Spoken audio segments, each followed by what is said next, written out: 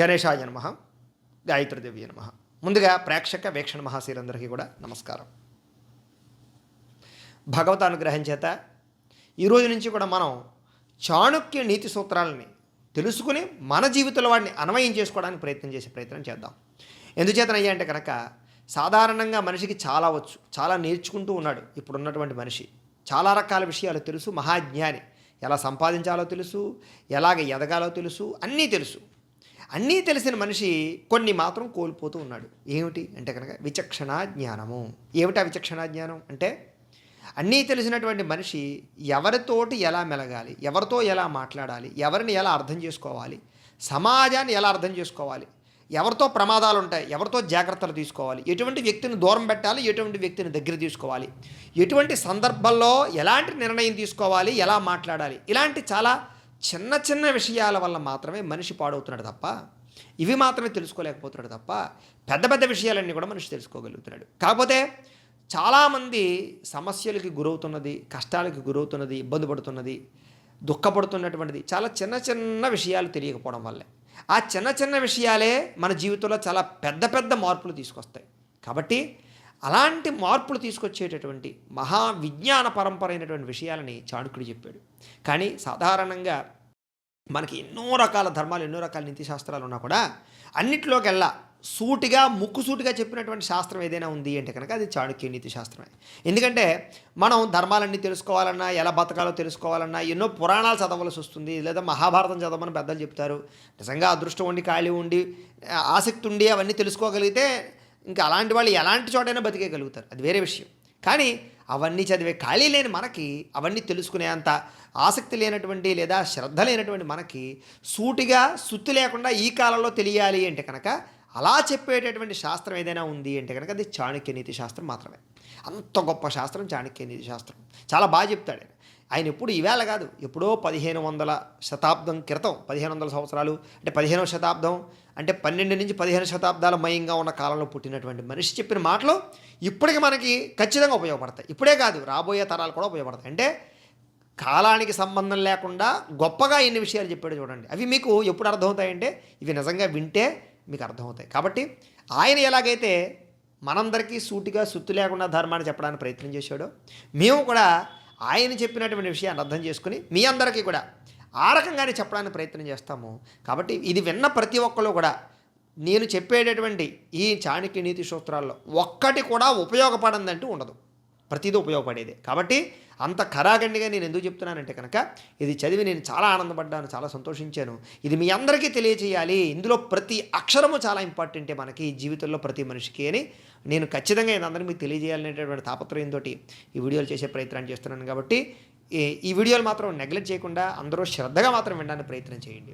అయితే ఇక ప్రధానంగా మొట్టమొదటి శ్లోకంలోనే ఆయన దీని గురించి చెప్పాడు. ఏమనయ్యా అంటే కనుక మొట్టమొదటి శ్లోకంలోనే ఎందుకు ఈ చాణక్య నీతి చెప్తున్నాడో చాణక్యుడు చెప్పాడు. ఏమనంటే కనుక మొట్టమొదటి శ్లోకం ఏమిటంటే కనుక తదహం సంప్రవక్ష్యామి లోకానాం హితకామ్యయ యాన విజ్ఞానమాత్రేణ సర్వజ్ఞత్వం ప్రపద్యతే. అంటే ఇప్పుడు నేను చెప్పేటటువంటి విజ్ఞానం అంతా కూడా ఎవరికి అంటే కనుక సామాన్య జనులకి.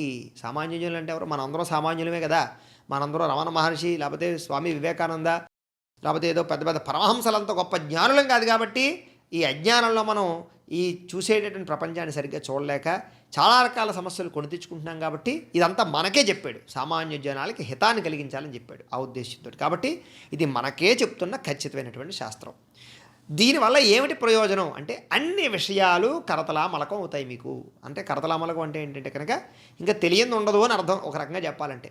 అంటే ఆయన చెప్పేదంత గొప్పగా చెప్పాడు, మనం తీసుకోగలిగితే అంతలాగా, మనం పిండగలిగితే సారాన్ని. ఇప్పుడు చెరుకుంది, చెరుకు రసం తీసేవాడు ఉన్నాడు అనుకోండి, వాడు దాన్ని ఎన్నిసార్లు అందులో పెట్టి నలిపితే అంత రసం వస్తుంది కదా.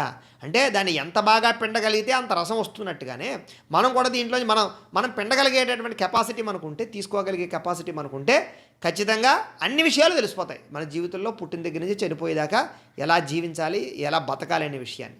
కాబట్టి ప్రస్తుతం మనందరికీ కూడా ఎలా బతకాలో తెలియకుండా కూడా చాలామంది జీవితాన్ని పాడు చేసుకుంటున్నారు, కాబట్టి వ్యర్థం చేసుకుంటున్నారు. కాబట్టి టైంని వృధా చేసుకుంటున్నారు, డబ్బుని వృధా చేసుకుంటున్నారు, సత్సంబంధాలను వృధా చేసుకుంటున్నారు, ఆరోగ్యాన్ని వృధా చేసుకుంటున్నారు, అన్నిటితో పాటుగా ఆయుష్ని వృధా చేసుకుంటున్నారు. కాబట్టి ఇవన్నిటినీ కాపాడుకోవాలంటే ఖచ్చితంగా మనం ఈ యొక్క చాణక్య నీతి సూత్రాన్ని తెలుసుకోవాల్సిందే. ఎందుచేత అంత కారాఖండిగా చెప్పానో ఇవన్నీ విన్న తర్వాత మీకు అర్థమవుతాయి. అయితే తర్వాత మొట్టమొదటి శ్లోకంలో చెప్పేటటువంటిది ఏమిటి అంటే కనుక అసలు ఈ చెప్పే నీతులు అవ్వచ్చు, ఈ ధర్మాలు అవ్వచ్చు, ఎవరికి అర్థమవుతాయి, ఎవరికి అర్థం అవ్వవు, ఎవరికి చెప్పాలి, ఎవరికి చెప్పకూడదు, ఈ విషయాన్ని కూడా ఆయన చెప్పేశాడు.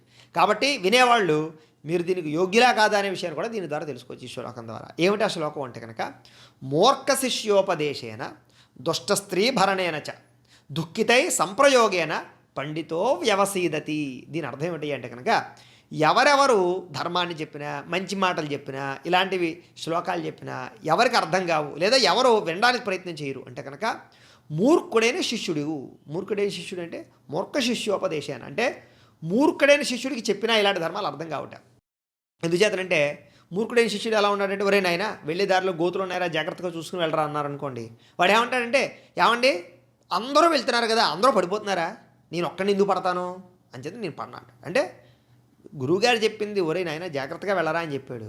శిష్యుడు మూర్ఖంగా వాదిస్తున్నాడు, అందరూ వెళ్తే పట్టలే కదా నేను ఎందుకు పడిపోతానంట. అంటే వాడికి వినాలని ఉద్దేశం లేదు, మూర్ఖత్వంగా వాదించాలనుకున్నాడు. అలాగే ఇప్పుడు చెప్పే విషయాలు కూడా మూర్ఖంగా వాదించే వాళ్ళకి అర్థం అవ్వవు, చెప్పి విని జాగ్రత్త పడే వాళ్ళకి ఖచ్చితంగా జీవితాన్ని నిలబెడతాయి అనే విషయాన్ని చాణుక్యుడే చెప్పేశాడు.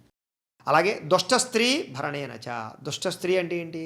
దుష్ట స్త్రీ అంటే సాధారణంగా స్త్రీలలో చాలామంది అందరూ కూడా సగుణవంతురాళ్ళే ఉంటారు, కానీ అక్కడక్కడ కూడా మగవాళ్ళలోనూ చెడ్డవాళ్ళు ఉంటారు, స్త్రీల్లో కూడా దుష్ట స్త్రీలు ఉంటారు, ఉండకుండా ఉంటారు కదా. ప్రపంచంలో అందరూ బ్రహ్మాండంగా ఉంటే ఈ ప్రపంచం మరి ఇంకే అసలు ఈ సూత్రాలే శాస్త్రాలే చెప్పక్కర్లేదు, ధర్మాలే చెప్పక్కర్లేదు కదా. అయితే దుష్ట స్త్రీ అంటే ఎవరు అంటే కనుక ఒక్క స్త్రీ కనుక చెడు ఆలోచన ఉంది అంటే కనుక, ఒక్క స్త్రీ కనుక తప్పు చేయాలనుకుంది అంటే కనుక అది చాలా ప్రమాదకరం. అదే ఒక్క స్త్రీ ధర్మంగా ఉంటే కనుక 7 తరాలను కాపాడగలుగుతుంది. అదే ఒక్క స్త్రీ కనుక ధర్మంగా లేకపోతే కనుక, గుణవంతురాలుగా లేకపోతే కనుక, దుష్టపరమైన ఆలోచనలు ఉంటే కనుక 7 తరాలు నాశనం అయిపోతాయట. అదే మగవాడికి అంతలా చెప్పలేదు, మగవాడు నిజంగా చెడ్డవాడైనా కూడా వాడే పాడవుతాడు తప్ప తరాలు పాడవవు. కానీ స్త్రీకి అంత శక్తి ఉంది. అందుచేతే సాధారణంగా గుణవంతురాలైనటువంటి స్త్రీ ఖచ్చితంగా శక్తి సంపన్నురాలు. అందుకనే మనకు పురాణాల్లో కూడా ఒక స్త్రీ పోయిన భర్తను కూడా కాపాడుకోగలిగే శక్తి స్త్రీకి ఇచ్చాడు మనకి. అంచేత దుష్ట స్త్రీ భరణేనచ దుఃఖితై సంప్రయోగేణ పండితో వ్యవసీదతి. ఎవరికి ఉపదేశాలు చేస్తే అర్థం కావంటే కనుక దుఃఖితై సంప్రయోగేణ అంటే అన్నీ పోగొట్టుకుని ఏడుస్తూ ఉంటాడు. చూడండి ఎవడో ఉన్నాడండి, వాళ్ళ ఇంట్లో పాపం వాడికి ఏదో యాక్సిడెంట్ అయింది, యాక్సిడెంట్లో వాళ్ళ మొత్తం ఫ్యామిలీ అంతా పోగొట్టుకున్నాడు.